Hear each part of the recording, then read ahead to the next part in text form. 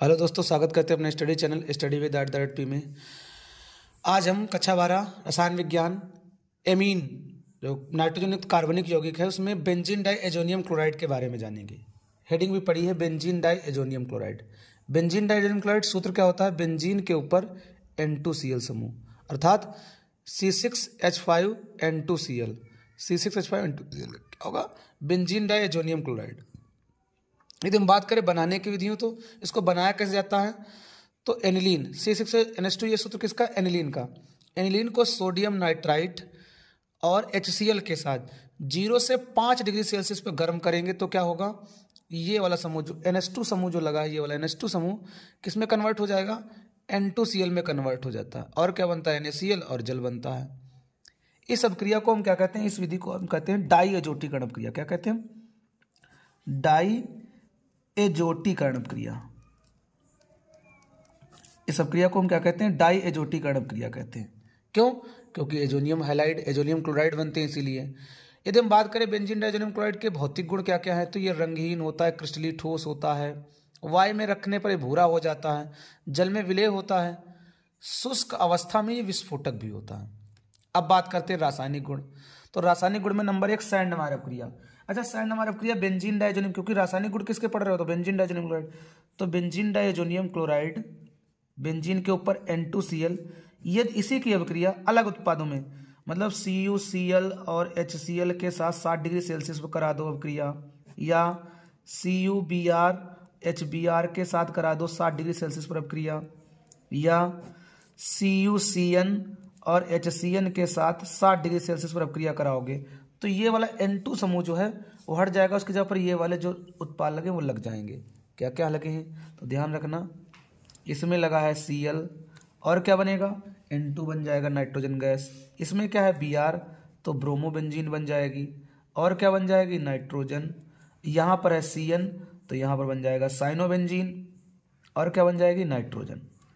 तो ये हमारी क्या है? सैंडमायर अभिक्रिया है। अब बात करते हैं गाटरमान अभिक्रिया। तो गाटरमान अभिक्रिया भी सेम टू सेम ही है। बेंजीन डाइएजोनियम क्लोराइड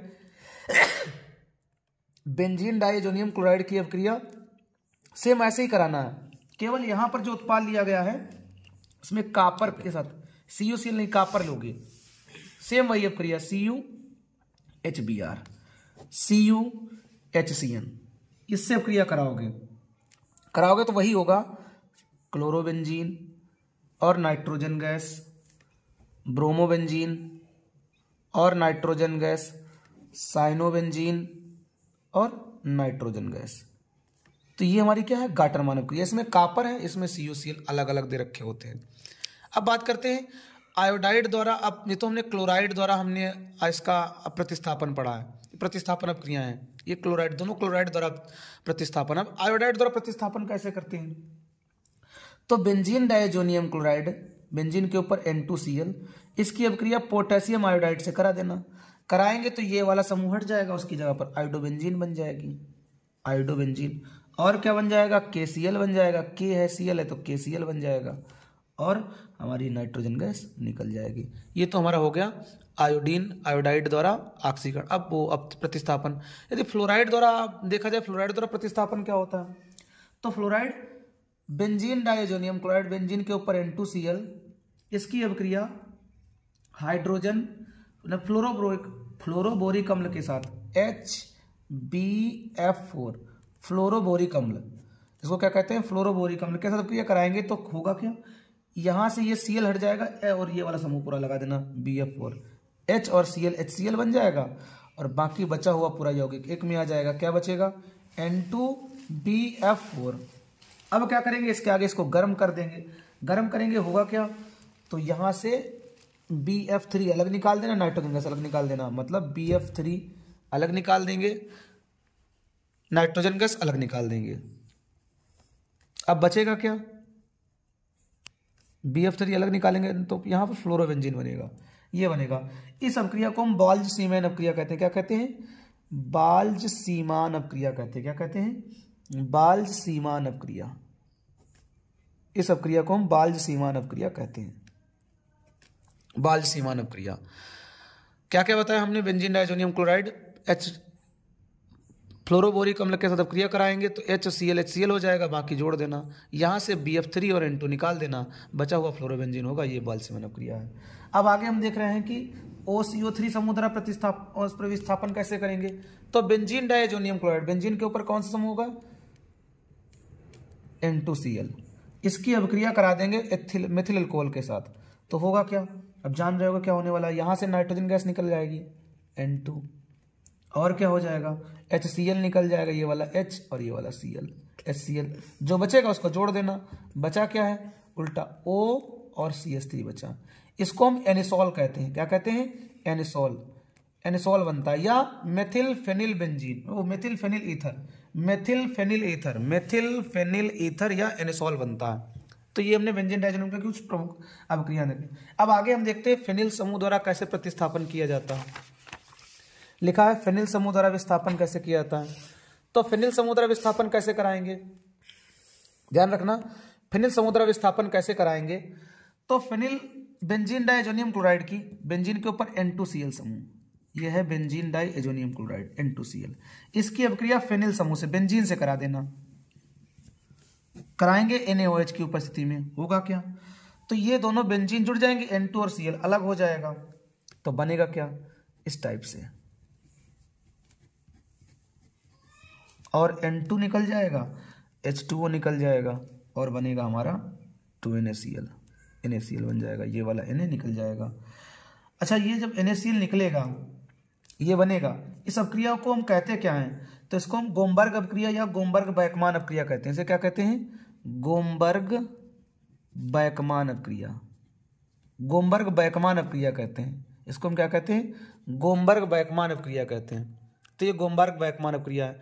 अब हम जैसे बात करते हैं कि बार्ट अभिक्रिया क्या है, तो बेंजीन डाइएजोनियम क्लोराइड की ही, यदि बेंजीन डाइएजोनियम क्लोराइड की बार्ट अभिक्रिया की बात करें, सोडियम आर्सेनाइड के साथ करा दे, बेंजीन डाइएजोनियम क्लोराइड की अभिक्रिया sodium arsenide N2Cl, sodium arsenide मतलब Na3ASO3 के साथ करा दें, कॉपर सल्फेट की उपस्थिति ले लें, तो होगा क्या, यहाँ से नाइट्रोजन निकाल देना, और यहाँ से NaCl निकाल देना, Na और Cl, और यहाँ से नाइट्रोजन निकाल देना, और NaCN निकाल देना, Cl निकालेंगे तो होगा क्या, बचेगा क्या, बचने वाला समूह क्या होगा, वैसे पहले तो Na2 ही Cl बनेगा, लास्ट में बचेगा, यहाँ से बचने वाला यौगिक ये बचेगा, पहले बेंजीन के ऊपर Na2 बचा, ASO3 बचा है, और क्या बचा है हमारा, Na2 बचा, Na2, क्योंकि यहाँ पर 2 बचेंगे, इसको फिर गर्म कर देंगे, Cl के साथ अपक्रिया करा देंगे, तो यहाँ से Na हटेगा, वहाँ पर H आ जाएगा, इस टाइप से, यहाँ पर हम लिखेंगे ASO3H2। इस अपक्रिया को हम क्या, इसका नाम क्या है, फेनिल आर्सेनिक अम्ल, इसे हम क्या कहते हैं, फेनिल आर्सेनिक अम्ल। इस अपक्रिया को हम बार्ट अपक्रिया कहते हैं। अब बात करते हैं युग्मन अपक्रिया क्या है, तो बेंजीन डाइएजोनियम क्लोराइड N2Cl की अपक्रिया फिनाल के साथ कराएंगे, किसके साथ कराएंगे, फिनाल, तो यहां से एक H और यहां से Cl, HCl निकाल देना, तो होगा क्या, सल्फ्यूरिक, यहां पर लिख लेना, सल्फ्यूरिक अम्ल की उपस्थिति में अपक्रिया कराएंगे, तो इस प्रकार से यौगिक बनेगा। ये वाला N2 है तो इसको हम N डबल बंध में N लिख लेंगे, और यहाँ से बेंजीन लगा देंगे और OH लगा देंगे, और बचा क्या हमारा H और Cl, HCl निकल जाएगा। इसको हम कहते हैं एजोबेंजीन, क्या बनता है, नारंगी रंग की एजोबेंजीन बनती, para hydroxy azobenzene, para hydroxy azobenzene बनती है, पैरा हाइड्रॉक्सी एजोबेंजीन बनती है। ये कैसी रंग की होती है, तो ये नारंगी रंग की होती है, नारंगी रंग की होती है। तो ये इसकी कुछ प्रमुख अभिक्रियाएं थी जो हमने जानी है। अब बाकी आगे देखेंगे कि इसके एल्किल साइनाइड क्या है, तो ध्यान रखना, एल्किल साइनाइड को भी देखे ले रहे हैं। एल्किल साइनाइड क्या होता है, तो एल्किल साइनाइडों का सामान्य सूत्र RCN होता है। एल्किल आइसोसाइनाइड का सूत्र क्या होता है, RNC होता है। साइनाइड में C ट्रिपल बंध में N होता है, और आइसोसाइनाइड में N एक उपसंयोजी बंध भी होता है, C होता है, एक उपसंयोजी बंध भी होता है, C होता है। साइनाइडो में चक्रीय यौगिक है तो कार्बोनाइट्राइल, यदि चक्रीय यौगिक होगा तो कार्बोनाइट्राइल जोड़ा जाएगा, और साइनाइडो में ध्यान रखना, साइनाइडो में यदि चक्रीय यौगिक होगा, बेंजीन रिंग लगी होगी तो कार्बोनाइट्राइल होगा, और यदि ऐसे ही लगा होगा अब देखेंगे कि इसमें अब साइनाइड और आइसोसाइनाइड की बात करते हैं। साइनाइडों में CN समूह और आइसोसाइनाइडों में NC समूह होता है, और NC में एक उपसंयोजी बंध भी होता है। साइनाइड में तीनों ट्रिपल बंध ही होते हैं। साइनाइडों की बात करें तो इसमें नाइट्राइल, IUPAC में नाइट्राइल अनुलग्न जोड़ा जाता है, और यदि कोई चक्रीय यौगिक है तो कार्बोनाइट्राइल, जैसे ये बेंजीन और CN लगा है तो बेंजीन कार्बोनाइट्राइल। अब यहाँ पर ये चक्रीय यौगिक है, बेंजीन नहीं है, तो इसको हम क्या कहते हैं, साइक्लोहेक्सेन। इसको हम क्या कहते हैं, साइक्लोहेक्सेन, और फिर पीछे जोड़ देंगे क्या, कार्बोनाइट्राइल। जैसे यहाँ पर कहा जाए इस टाइप से यौगिक बना हो कोई, और यहाँ पर CN लगा हो, तो कितनी, 1 2 3 4, 4 1 2 3 4, मतलब साइक्लो, 4 कार्बन को हम क्या कहते हैं, ब्यूटेन, ब्यूटेन, साइक्लो ब्यूटेन, और पीछे हम क्या जोड़ देंगे, कार्बोनाइट्राइल। IUPAC के नाम बात करें तो नाइट्राइल अनुलग्न जोड़ेंगे, जैसे ये लिखा है CH3CN, तो कितने कार्बन, 1 2 कार्बन, 2 कार्बन होता है एथेन, और पीछे जोड़ देंगे नाइट्राइल, तो क्या हो जाएगा, एथेन नाइट्राइल, इसका नाम हो जाएगा नाइट्राइल, एथेन नाइट्राइल इसका IUPAC नाम हो जाएगा। अब हम बात करते हैं इसकी बनाने की विधियों की। इसको बनाया कैसे जाता है, बनाने की विधियां। यदि बनाने की विधियों की बात करें तो सबसे पहले एल्किल हैलाइड द्वारा, किसे बनाएंगे, एल्किल हैलाइड द्वारा। एल्किल हैलाइड एथिल आयोडाइड ले लें, एथिल आयोडाइड, एथिल आयोडाइड की अपक्रिया KCN के साथ करा देंगे, एल्कोहलिक KCN, एल्कोहलिक KCN के साथ कराएंगे तो होगा क्या, यहाँ से I हटेगा और यहाँ पर क्या आ जाएगा, CN आ जाएगा, मतलब C2H5CN, और क्या बन जाएगा, K है I है तो क्या बन जाएगा, KI बन जाएगा। ये तो हमारी हो गई ये तो हमारी हो गई एल्किल आयोडाइड द्वारा हमने बना लिया। औद्योगिक विधि क्या है, औद्योगिक विधि की बात करें, इसकी औद्योगिक विधि क्या है बनाने की, औद्योगिक विधि, और औद्योगिक विधि की बात करें तो इसको हम क्या करते हैं, एसिटिक अम्ल को अमोनिया के साथ गर्म करते हैं। एसिटिक अम्ल को सबसे पहले किसकी स्थिति में गर्म करते हैं, अमोनिया के। तो ये वाला समूह इसमें पूरा जोड़ देना, ये वाला समूह पूरा इसके साथ जोड़ देना यहाँ पर, तो जोड़ेंगे तो क्या हो जाएगा, CH3COONH4, अमोनियम कार्बोनेट बन जाएगा। फिर इसको हम गर्म करेंगे Al2O3 एल्यूमिना के साथ, Al2O3 के साथ गर्म करेंगे कम से कम 373 केल्विन टेम्परेचर के आसपास गर्म करेंगे, तो ये वाला समूह जो है यहाँ समझना C और N, CH3CN बन जाएगा। और क्या बन सकता है, तो बाकी का जल निकाल देना, H2O जल बन जाएगा। तो ये साइनाइड है, ये हमने किससे बना दिया, औद्योगिक विधि। अब बात करते हैं कि ग्रिग्नार्ड अपकर्मक से कैसे बना सकते हैं, ग्रिग्नार्ड अपकर्मक द्वारा। तो ग्रिग्नार्ड अपकर्मक द्वारा कैसे बनाएंगे, ग्रिग्नार्ड अपकर्मक CH3MgBr, तो इसकी अभिक्रिया क्लोरोजन के साथ करा देंगे। किसके साथ कराएंगे, साइनोजन क्लोराइड, साइनोजन क्लोराइड या क्लोरोजन, साइनोजन कह सकते हो या साइनोजन क्लोराइड के साथ करा दो। हम मान लो साइनोजन क्लोराइड के साथ करा दे रहे हैं, साइनोजन क्लोराइड, और साइनोजन CN2 का होल ट्वाइज होता है, इसके साथ भी अब क्रिया करा सकते हो। ये है साइनोजन क्लोराइड, ये साइनोजन है। अब क्रिया कराएंगे तो होगा क्या, यहां से पूरा समूह हटा देना और एक बार इसकी जगह पर CN लगा देना, CH3CN हो जाएगा। और क्या बचेगा, बाकी का इसमें जोड़ देना, ये वाला Cl इसमें, तो क्या हो जाएगा, Mg और Br और एक में कुछ Cl लग जाएगा। ऐसे हम इसके साथ भी करा सकते थे अब क्रिया। और यदि हम और भी देखेंगे, इसकी और भी विधि क्या है, जैसे हम बात करें इसकी बनाने, इसके भौतिक गुणों की, इसके भौतिक गुण क्या क्या होते हैं, मतलब इसके साइनाइडों की हम बात कर रहे हैं, इस साइनाइड एथेन नाइट्राइल जिसे कहते हैं, इसके भौतिक गुणों की बात करते हैं। भौतिक गुण, इसके भौतिक गुण क्या होते हैं, तो ये रुचिकर गंध वाला होता है। साइनाइड कैसा होता है, रुचिकर गंध वाला रंगहीन द्रव है। इससे कैसी गंध आती है, रुचिकर गंध वाला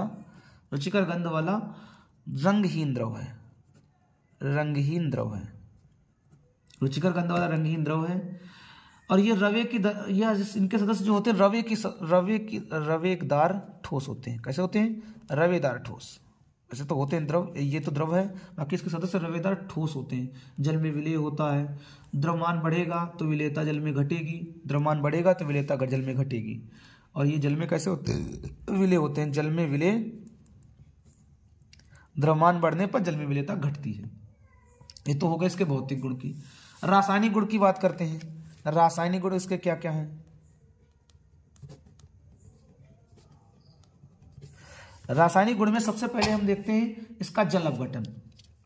तो ध्यान रखना जल अपघटन कैसे कराएंगे, जल अपघटन।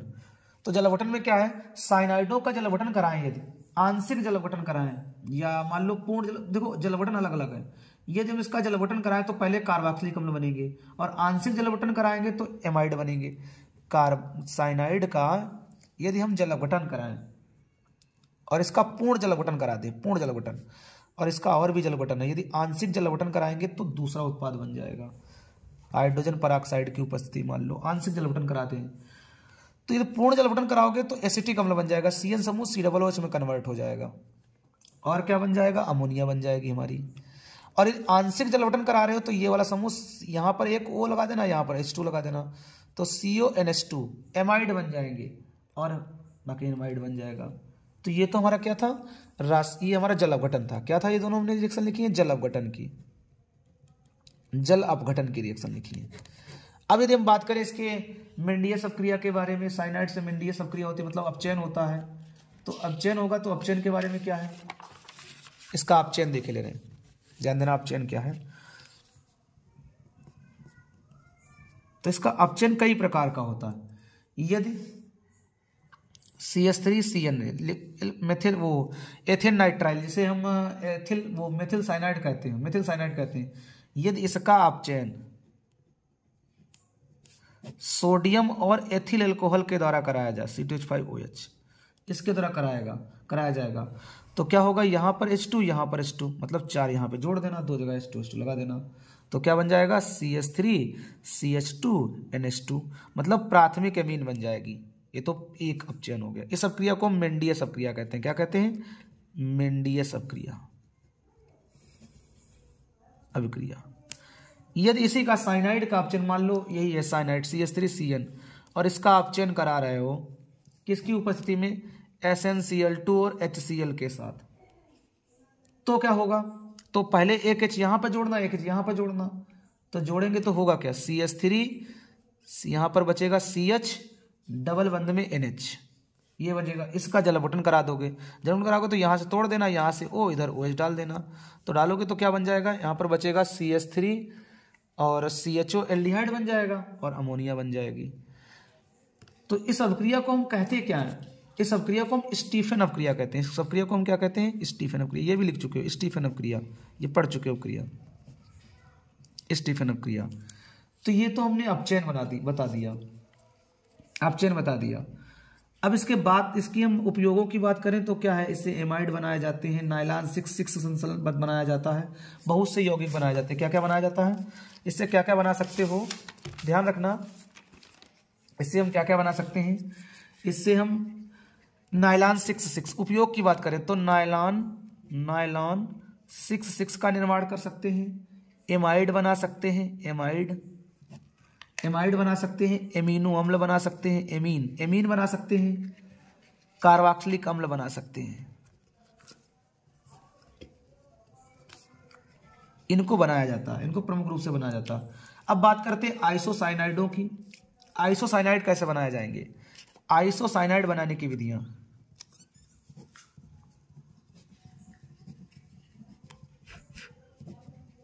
अब हम आइसोसाइनाइड RNC आइसोसाइनाइड बनाने की विधियां देख रहे हैं। तो इसको भी सबसे पहले एल्किल हाइलाइड द्वारा ही बनाया जाता है। एल्किल हाइलाइड होगी, उसकी अपक्रिया सिल्वर साइनाइड के साथ कराएंगे।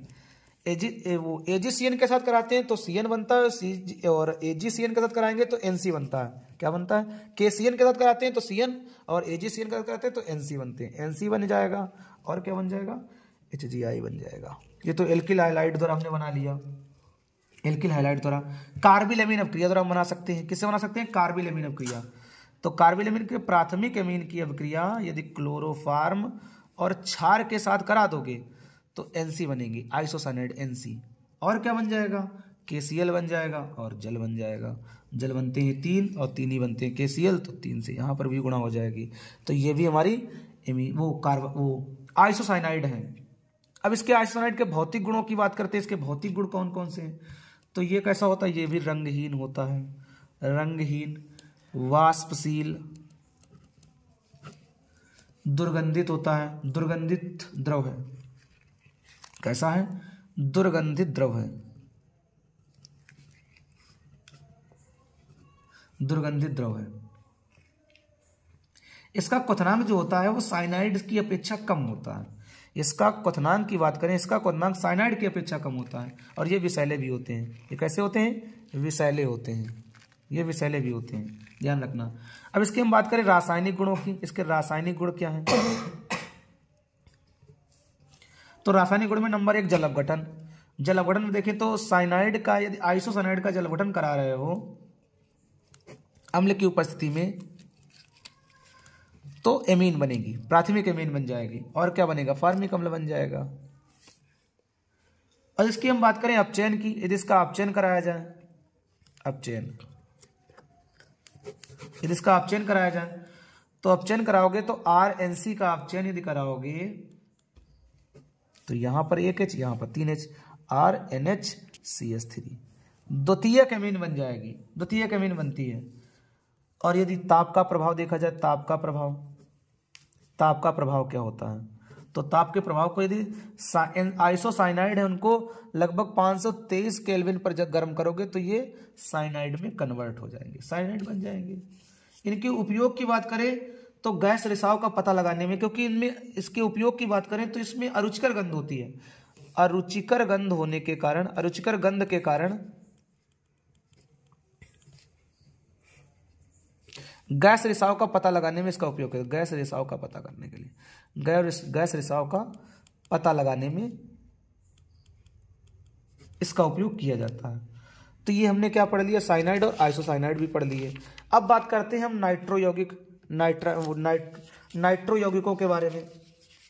तो नाइट्रो यौगिक कौन से होते हैं? ध्यान रखना, नाइट्रो यौगिक,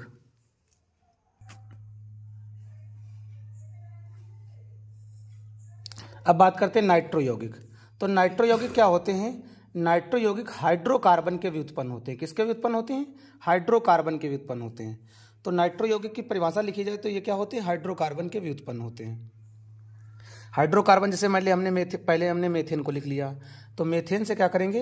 एक हाइड्रोजन को हटा दें, एक हाइड्रोजन को हटा दें और NO2 समूह को जोड़ दें, NO2, तो क्या हो जाएगा? CH3NO2, यही तो होगा।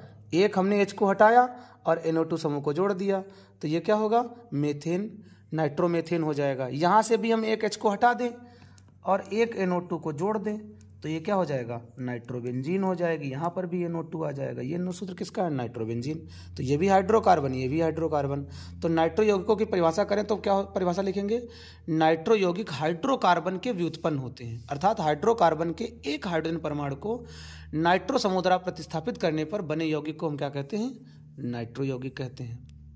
ध्यान रखना है, क्या कहते हैं? नाइट्रो यौगिक कहते हैं।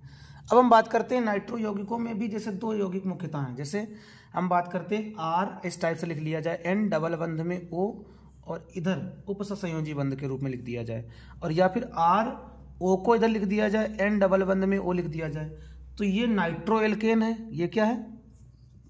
नाइट्रो एल्केन है। ये क्या है? एल्किल नाइट्राइल है। क्या है? एल्किल नाइट्राइल, नाइट्राइट, ये एल्किल नाइट्राइट है। केवल अंतर यहां से बंधों से है, बाकी NO2 ग्रुप इसमें भी लगा है, NO2 ग्रुप इसमें भी लगा है। तो ये नाइट्रो एल्केन और नाइट्रो नाइट्राइट है, एल्किल नाइट्राइट है। ध्यान रखना इस चीज को। और ये जो एल्किल नाइट्राइट दोनों होते हैं वो एस्टर होते हैं। ये क्या होते हैं? दोनों एस्टर होते हैं। अब बात करें हम एल्किल नाइट्राइट बनाने की विधियां। एल्किल नाइट्राइट बनाने की इसकी विधियां क्या हैं? इसकी विधियां हम जान लें तो हम क्या करें? हम इसकी विधियों की बात कर रहे हैं। तो एथिल अल्कोहल, इसकी बनाने की विधियां, इसकी बनाने की विधियां, तो क्या करना है? एथिल अल्कोहल को HNO2 के साथ अपक्रिया करा देना। नाइट्रस अम्ल, नाइट्रस अम्ल के साथ अपक्रिया कराएंगे तो होगा क्या? C2H5ONO, और यहां पर बन जाएगा जल, तो क्या बनेगा? एथिल नाइट्राइट बन जाएगा। क्या बन जाएगा? एथिल नाइट्राइट बन जाएगा। एथिल नाइट्राइट बन जाता है। ये तो ये क्या है? ये नाइट्राइट बनाने की विधि है। और भी विधि है। यदि हम इसकी C2H5I एथिल आयोडाइड की अपक्रिया पोटेशियम नाइट्रेट से करा दें, पोटेशियम नाइट्रेट से करा दें, तो होगा क्या? C2H5ONO बन जाएगा और हमारा KI बन जाएगा, मतलब K और I एक में चला जाएगा। तो ये हमारी बनाने की विधियां हैं। इसके भौतिक गुणों की बात करें, ये हम नाइट्राइटों के भौतिक गुणों की बात कर रहे हैं, तो इनसे मधुर गंध आती है। कैसी गंध आती है? मधुर गंध। मधुर गंध वाले यौगिक हैं, मधुर गंध वाले यौगिक होते हैं। एथिल नाइट्राइड को छोड़कर शेष यौगिक, इसको एथिल नाइट्राइड इसको छोड़कर C2H5NO2 को छोड़कर शेष यौगिक जितने भी हैं, शेष सदस्य कैसे हैं? शेष सदस्य रंगहीन द्रव हैं। कैसे हैं? रंगहीन द्रव हैं। शेष सदस्यों की बात कर रहे हैं तो कैसे हैं? वो रंगहीन द्रव हैं। और याद रखना, इनका क्वथनांक जो होता है नाइट्रो एल्केन की अपेक्षा कम होता है। इनका क्वथनांक जो होता है वो नाइट्रो एल्केन की अपेक्षा कम होता है। ये जल में अविलेय होते हैं। जल में कैसे होते हैं? अविलेय होते हैं, घुलते नहीं हैं, जल में अविलेय होते हैं। इनका क्वथनांक नाइट्रो एल्केन से कम होता है। इनके रासायनिक गुणों की बात करें तो पहले रासायनिक गुण में पहले क्या देखते हैं? जल अपघटन। रासायनिक गुण में पहले क्या देखते हैं? जल अपघटन। तो जल अपघटन इसका कराया जाएगा तो एल्कोहल बन जाएगा। जिनका जल अपघटन अम्लीय माध्यम अम्ल की उपस्थिति में करा दिया जाएगा तो क्या बन जाएगा? Alcohol, RONO। इसका आप जल अपघटन कराओगे अम्लीय माध्यम में अम्ल की उपस्थिति में तो एल्कोहल बन जाएगा। और क्या बन जाएगा? नाइट्रस अम्ल, क्योंकि इसी से हमने बनाया था। तो एल्कोहल और नाइट्रस अम्ल बन जाएगा। और यदि हम बात करें इसके अपचयन की, इसका अपचयन कराओगे तब क्या होगा? तो इसका यदि अपचयन कराओगे तब भी एल्कोहल बनेगा। RON डबल बंद में O और अपचयन कराना है हमें SnHCl की उपस्थिति में, तब भी क्या हो जाएगा? एल्कोहल ही बनेगा। और क्या बन जाएगा? NH4 NH2OH ये बन जाएगा। मतलब अब जल अपघटन कराओगे तब भी एल्कोहल, अपचयन कराओगे तब भी एल्कोहल, दोनों इसमें अब हमारा क्या बनने वाला है? एल्कोहल ही बनने वाला। उपयोगों की बात करें तो इसे हम क्या कहते हैं? यदि एथिल नाइट्राइड का 4% एल्कोहलिक विलयन हो तो इसे हम स्वीट स्पिरिट ऑफ नाइटर कहते हैं। क्या कहते हैं? स्वीट स्पिरिट ऑफ नाइटर कहते हैं। इसका उपयोग मूत्रवर्धक औषधि बनाने में किया जाता है। किसमें किया जाता है? मूत्रवर्धक औषधियाँ बनाने में। जो हमने बात की, यदि एथिल नाइट्राइल C2H5ONO में यदि 4% एल्कोहलिक विलयन मिला दिया जाएगा, एल्कोहलिक विलयन मिला दिया जाएगा, तो इस विलयन को हम क्या कहेंगे? इस विलयन को हम कहेंगे स्वीट स्पिरिट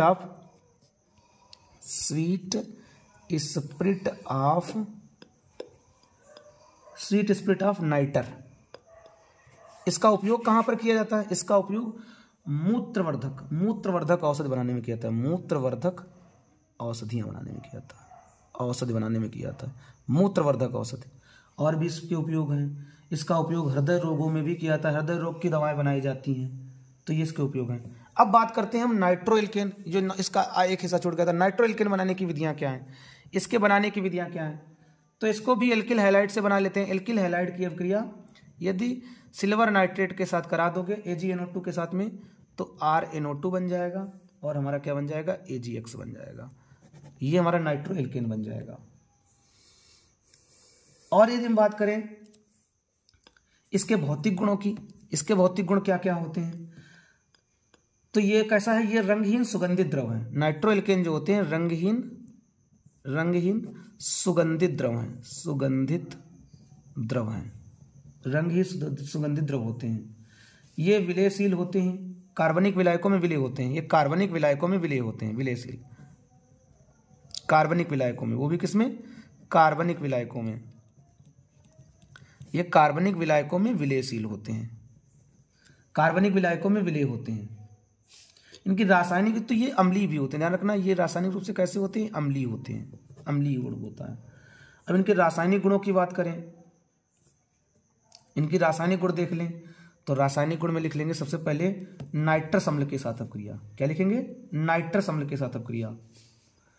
और ध्यान रखना इसी में इनकी यदि नाइट्रो एल्केनों की इसी की बात करें तो ये जो नाइट्रो रूप है ये एक प्रकार की समायता भी दिखाता है। नाइट्रो और एसी समायता, नाइट्रो रूप और एसी समायता भी दिखाता है। यदि इसकी हम बात करें यही वाला समूह तो ये नाइट्रो एसी समायता दिखाता है। कौन समायता दिखाता है? Nitro AC. कैसे? तो ये समूह है, इस बार उठाकर क्या करना, NO को इस जो समूह लगा है इसमें एक और CH2 जोड़ देना। यहाँ से इसको हम ऐसे लिख दे रहे हैं, इसको ऐसे लिख दे रहे हैं यहाँ पर RCH2 और N डबल बंध में O और इधर O। इसका हम यदि समावयवी लिखें तो ये नाइट्रो रूप है, इसका हम एसी रूप भी लिख सकते हैं। यहाँ से H उठाकर यहाँ पे लगा देना RCH H डबल बंद में N, ऊपर डबल बंद में OH, और यहाँ पर क्या हो जाएगा, O आ जाएगा। तो ये हमारा क्या है, AC रूप। इसको हम कहते हैं AC रूप, इसको हम कहते हैं नाइट्रो रूप। तो ये नाइट्रो AC रूप समावयवता भी दिखाता है। अब हम बात करते हैं इसके रासायनिक गुण में नाइट्रस अम्ल के साथ अपक्रिया। नाइट्रस अम्ल से अपक्रिया कराई जाए तो CH3CH2NO2 की अपक्रिया नाइट्रस अम्ल से कराओगे। नाइट्रस अम्ल, इसको हम ऐसे लिख दे रहे हैं ONOH, नाइट्रस अम्ल। HNO2 होता है, वैसे ऐसे अपक्रिया कराएंगे तो होगा क्या, यहां से O और ये वाला H वाला पार्ट निकल जाएगा, O वाला पार्ट हम निकाले दे रहे हैं, तो होगा क्या, ये वाला पूरा हिस्सा ऊपर जोड़ देना। तो जोड़ेंगे तो हो जाएगा CH3CNO2, तो लगा रहेगा यहाँ पर, ये वाला हिस्सा पूरा कहाँ जोड़ना है, इस पर, इस कार्बन पर। तो डबल बंद में NOH जोड़ देंगे। इसको और गर्म कर देंगे NaOH के साथ में, तो क्या होगा, तो यहाँ पर ये वाला H हट जाएगा, ये हट जाएगा, इसकी जगह पर Na आ जाएगा, CH3CNO ये आ जाएगा, और यहाँ पर NO2 ही रहेगा। तो ये लाल रंग होता है, इसका कैसा रंग होता है, लाल रंग होता है। इसको नाम क्या, सोडियम नाइट्रोलेट कहते हैं। इसको क्या कहते हैं, सोडियम नाइट्रोलेट कहते हैं। क्या कहते हैं, सोडियम नाइट्रोलेट। अब यदि बात की जाए इसकी ग्रिग्नार्ड अपकर्मक के साथ अपक्रिया करा दी जाए, तो इसको हम इधर लिखे दे रहे हैं, यदि इसकी ग्रिग्नार्ड अपकर्मक के साथ अपक्रिया कराई जाए, ध्यान रखना किसके साथ हम बता रहे हैं, ग्रिग्नार्ड अपकर्मक के साथ अपक्रिया। तो RCH डबल बंद में N, इधर OH लिखा है, इधर N लिखी इधर है, नाइट्रो रूप। ये इसका AC रूप है, AC रूप की अपक्रिया करा रहे हैं। ग्रिग्नार्ड अपकर्मक CH3MgI, इसके साथ अपक्रिया कराएंगे तो होगा क्या, तो यहाँ CH3O और ये वाला H क्या बन जाएगा, CH4 मीथेन बन जाएगा। और बचा हुआ पार्ट क्या है, RCH डबल बंद में N, ऊपर OMgI जोड़ देना, और नीचे वाला OY, सही रहेगा। तो इससे क्या बनेंगे, मीथेन बनेंगे। क्या बनेंगे, मीथेन बनेंगे। एल्डिहाइड के साथ अपक्रिया करा दी जाए, किसके साथ अपक्रिया, एल्डिहाइड के साथ, तो CH3CHO, इसकी अपक्रिया किससे कराना है, CH3CH2NO2, मतलब एथेन नाइट्रो एथेन के साथ में। तो होगा क्या, CH3CHNO2, और यहाँ पर भी एक जगह पर OH और एक जगह पर CH3 लगा देना, ये बन जाएगा। इसका हम जल अपघटन करा देंगे, इसका हम जल अपघटन करा दें, H2 निकाल दें इससे, तो CH3CH डबल बंद में CNO2, और यहाँ पर क्या हो जाएगा, CH3। इसको हम क्या कहते हैं, इस अपक्रिया को हम हेनरी अपक्रिया कहते हैं। क्या कहते हैं, हेनरी अपक्रिया। निकोलस हेनरी वो नहीं है, ये हेनरी अपक्रिया है, ये हेनरी अपक्रिया है। और यदि हम बात करें इसका ताप का प्रभाव, उष्मा का प्रभाव, तो उष्मा का प्रभाव क्या होगा, उष्मा का प्रभाव, उष्मे के प्रभाव के बाद उष्मा का प्रभाव, मतलब इसको गर्म कर दें, उष्मा दें, गर्म करें, तो CH3CH2NO2, एथेन नाइट्रो एथेन को गर्म करोगे 573 के आसपास टेम्परेचर पर गर्म कर दें केल्विन पर, तो क्या होगा, एथीन बन जाएगी। क्या बन जाएगी, एथीन बन जाएगी, और नाइट्रस अम्ल बनेगा, नाइट्रस अम्ल बनेगा। और विस्फोट के साथ अपक्रिया, वैसे ही तो विस्फोट के साथ अपक्रिया होती है, किसके ऊपर होती है, विस्फोट। अब ध्यान रखना, नाइट्रो एल्केन का अपचयन इंपॉर्टेंट है। क्या है, अपचयन जो है ये इंपॉर्टेंट है, अपचयन इसका इंपॉर्टेंट है। अपचयन कई अपक्रिया होता है, जैसे मान लो RNO2, इसका अपचयन पहले हम कर रहे हैं, ध्यान रखना, इसका अपचयन हम कर रहे हैं SnHCl की उपस्थिति में, पहला अपचयन।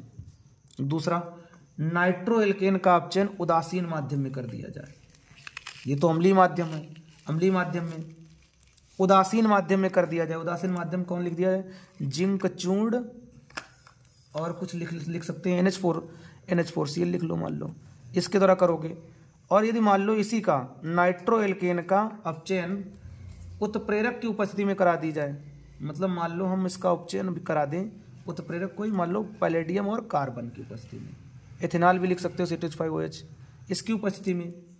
और यदि इसी का अपचयन करा दो, नाइट्रो एल्केन का अपचयन हम करा दें लिथियम एल्यूमिनियम हाइड्राइड के द्वारा, किसके द्वारा करा दें, लिथियम एल्यूमिनियम हाइड्राइड, तो ये इंपॉर्टेंट है। इसके द्वारा कराओगे तो क्या बनेगा, प्राथमिक एमीन बनती RNNH2 बनेगा, और जल निकल जाएगा।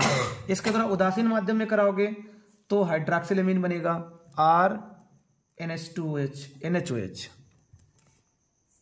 NHOH और H2O निकल जाएगा, हाइड्रॉक्सिल एमीन बनेगी, हाइड्रॉक्सिल एमीन। और यदि इसका उत्प्रेरक की उपस्थिति में कराओगे अपचयन तो एथिलमीन CH3 CH2, मतलब जो भी उत्पाद होगा, यदि R होगा तो R यहाँ पर है तो R के रूप में लिख सकते हैं, एमीन बनेगा RNH2 ये बन जाएगा। और क्या बन जाएगा? जल बन जाएगा।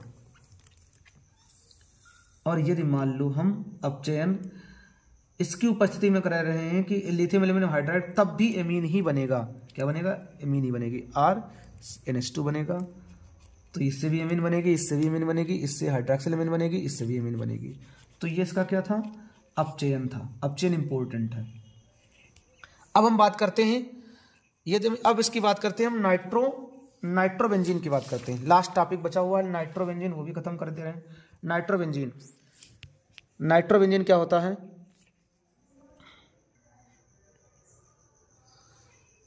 अब बात करते हैं नाइट्रोबेंजीन के बारे में। तो ध्यान रखना नाइट्रोबेंजीन क्या है। तो नाइट्रोबेंजीन, बेंजीन के ऊपर NO2 नाइट्रोबेंजीन। इसके खोजकर्ता कौन से? इसके खोजकर्ता मिर्चालिक है। कौन है? मिर्चालिक। नाइट्रोबेंजीन को हम कृत्रिम कड़वे बादाम का तेल भी कहते हैं। क्या कहते हैं? कृत्रिम कड़वे बादाम का तेल। इसे हम मिर्बेन का तेल भी कहा जाता है। किसका तेल कहा जाता है? मिर्बेन का तेल। इसकी हम बात करें, इसके बनाने की विधियों की बात करें तो सबसे पहले बेंजीन के नाइट्रीकरण द्वारा बना सकते हैं। बनाने की विधियों की बात करें तो बेंजीन का नाइट्रीकरण मतलब नाइट्रिक अम्ल के साथ अपक्रिया, सांद्र नाइट्रिक अम्ल के साथ अपक्रिया कराएंगे। किसकी उपस्थिति में? सांद्र सल्फ्यूरिक अम्ल की उपस्थिति में। सांद्र सल्फ्यूरिक अम्ल की उपस्थिति में 333 केल्विन पर अपक्रिया कराएंगे तो नाइट्रोबेंजीन हमारी बन जाएगी। क्या बनेगी? नाइट्रोबेंजीन बन जाएगी और जल बनेगा। तो ये तो हमारी एक बनाने की विधि हो गई। इसकी प्रयोगशाला विधि की बात करें तो प्रयोगशाला विधि क्या है? बेंजीन को हम सांद्र, वही बेंजीन, इसकी प्रयोगशाला विधि ही यही है। ये बेंजीन विधि, ये प्रयोगशाला विधि भी है इसकी। बेंजीन को हम सांद्र नाइट्रिक अम्ल के साथ सल्फ्यूरिक अम्ल की उपस्थिति में गर्म करेंगे तो नाइट्रोबेंजीन, ये प्रयोगशाला विधि भी है। इसकी औद्योगिक विधि की बात करें तो बेंजीन नाइट्रिक अम्ल और सल्फोनिक अम्ल, ध्यान, नाइट्रिक अम्ल सल्फ्यूरिक अम्ल का मिश्रण पात्र में प्रवाहित करेंगे तो इससे भी यही बनेगा। तो इसकी औद्योगिक विधि और प्रयोगशाला विधि दोनों है एक ही। केवल उपयोग इसमें पात्र, औद्योगिक विधि जब बनाते हैं तो एक पात्र है, इस टाइप का ऐसे पात्र होता है, ध्यान रखना, बना देना ऐसे, इस टाइप का विडोलक की तरह पात्र होता है। एक यहाँ पर रखा होता है डालने वाला लगा होता है, कंप्रेसर लगा होता है,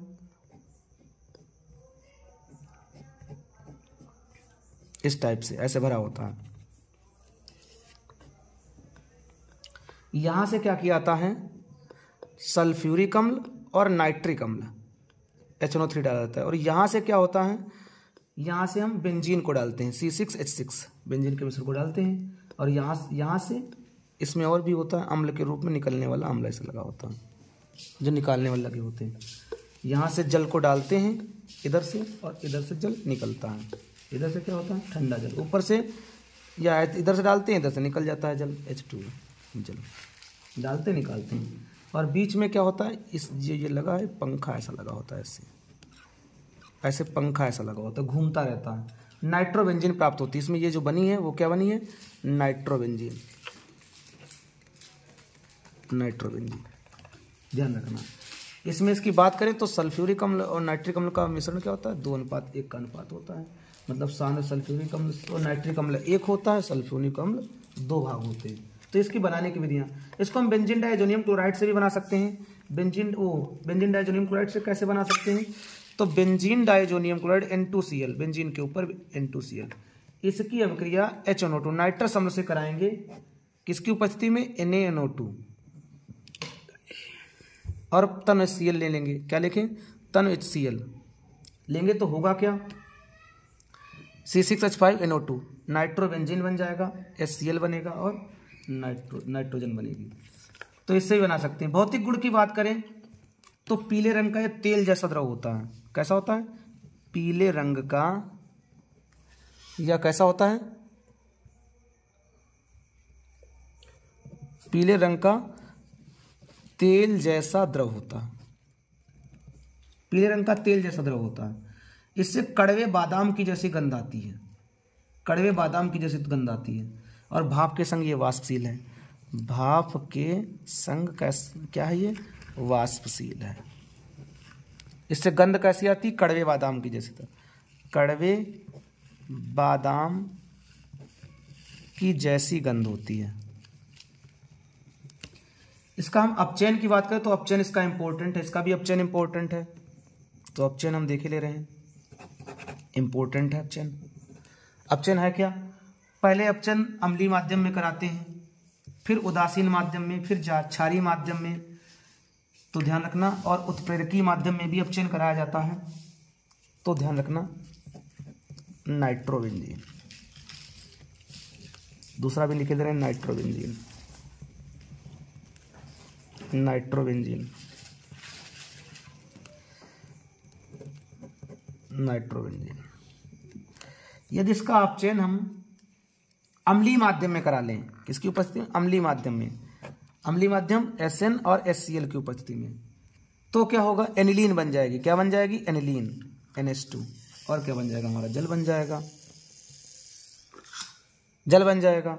यदि इसका अपचयन हम उदासीन माध्यम में कराएं, जिंक और NH4Cl अमोनियम क्लोराइड की उपस्थिति में, तो बताया था अभी हमारा क्या बनता है? हाइड्रॉक्सिलेमीन बनता है, अंततः हाइड्रॉक्सिलेमीन बनेगा, हाइड्रॉक्सिलेमीन बनेगा। उदासीन माध्यम में करा दें, क्षारीय माध्यम में करा दें, क्षारीय माध्यम में अलग अलग हैं, SnHCl भी है, तो एजोबेंजीन भी बनती है, एजाक्सीबेंजीन भी बनती है, हाइड्रोजोबेंजीन भी बनती है, अलग अलग उत्पाद बनते हैं। ध्यान रखना, क्षारीय माध्यम की कई रिएक्शन है, तो क्षारीय माध्यम को हम बाद में देखेंगे। यदि इसका हम अपचयन उत्प्रेरक की उपस्थिति में करा दें, मान लो 3H2 और पैलेडियम और कार्बन की उपस्थिति में करा दें, तो भी एनिलीन ही बनेगी और जल बन जाएगा हमारा। यदि इसका अपचयन विद्युत अपघटन की उपस्थिति में कराएं, विद्युत अपघटनीय अपचयन करा दें, विद्युत अपघटनीय अपचयन, विद्युत अपघटनीय, विद्युत अपघटनीय अपचयन कराएं किसकी? तन सल्फ्यूरिक अम्ल की उपस्थिति में, तन सल्फ्यूरिक अम्ल की उपस्थिति में, तब क्या बनेगा? तब बनेगा एनिलीन, तब भी एनिलीन बनेगा और जल बनेगा। तो एनिलीन ज्यादा बनता है, यहां पर हाइड्रॉक्सीबेंजीन बनती है। अब हम बात करते हैं इसके मुख्य एक और अपचयन रह गया, तो वो भी देख ले रहे हैं। अपचयन है क्या? वो जो क्षारीय माध्यम में अपचयन, क्षारीय माध्यम में अपचयन अलग अलग होता है। क्षारीय माध्यम में अपचयन कैसे होता है? तो पहले एजोबेंजीन बना ले रहे हैं। क्षारीय माध्यम में यदि नाइट्रोबेंजीन है और यदि इसका अपचयन हम SnCl2 और NaOH के द्वारा कराएंगे, तो एजोबेंजीन बनेगी। क्या बनेगी? एजोबेंजीन, ऐसे एजोबेंजीन बनेगा और 4 जल H2 बन जाएंगे। ये तो पहली हो गई। दूसरा, यदि इसी का बेंजीन नाइट्रोबेंजीन NO2, नाइट्रोबेंजीन 2 यौगिक 8 से गुणा कर लेना, 8H। यदि इसका अपचयन हम मेथिल अल्कोहल और NaOH के द्वारा कराएंगे, तो यहां पर एजाक्सीबेंजीन बनेगी। क्या बनेगी? एजाक्सीबेंजीन, ऐसे N डबल बंद में N, यहां से O निकाल देना और इधर से भी बेंजीन लगा देना, और बाकी के 3H2O बन जाएंगे, तब एजाक्सीबेंजीन बनेगा। हाइड्रोजोबेंजीन, यदि इसी नाइट्रोबेंजीन का अपचयन 10H लगा देना, जिंक और तन HCl, तन NaOH, तो हाइड्रोजोबेंजीन बनेगा। NH, NH, फिर NH, यहां से बेंजीन लगेगी, हाइड्रोजो, और क्या बन जाएगा? 4 जल बन जाएंगे हमारे। तो पहले क्या बनाया हमने? एजोबेंजीन। इससे क्या बनाया? Azobenzene, azobenzene. इससे हमने क्या बनाया? एजाक्सीबेंजीन, एजाक्सीबेंजीन। इससे हमने क्या बनाया? हाइड्रोजोबेंजीन। क्या बनाया? हाइड्रोजोबेंजीन। तो ये हमारी बेंजीन बनाने की प्रमुख अपक्रियाएं थी। वैसे बेंजीन का नाइट्रीकरण भी है, वो नाइट्रोबेंजीन का नाइट्रीकरण करा दें, हाइलोजनीकरण करा दें, सल्फोनीकरण करा दें, तो ये सब अपक्रियाएं हम लोग जान चुके हो। इसका एक परीक्षण भी है, मुल्किन और बाकर परीक्षण। तो मुल्किन और बाकर परीक्षण है क्या? मुल्किन और बाकर परीक्षण की बात करें तो है क्या? तो मुल्किन बाकर परीक्षण नाइट्रोजन का परीक्षण है। नाइट्रोबेंजीन को एल्कोहलिक विलेन के साथ जिंक चूर्ण और अमोनियम क्लोराइड के साथ गर्म करेंगे, फिर इसको टालेन विलेन अभिकर्मक मिलाएंगे, तो सिल्वर का काला भूरा अवक्षेप प्राप्त होगा। इसको ही हम कह देते हैं मुल्किन और बाकर परीक्षण। तो ये चैप्टर यहाँ से कंप्लीट होता है। वीडियो को लाइक शेयर सब्सक्राइब करना। धन्यवाद।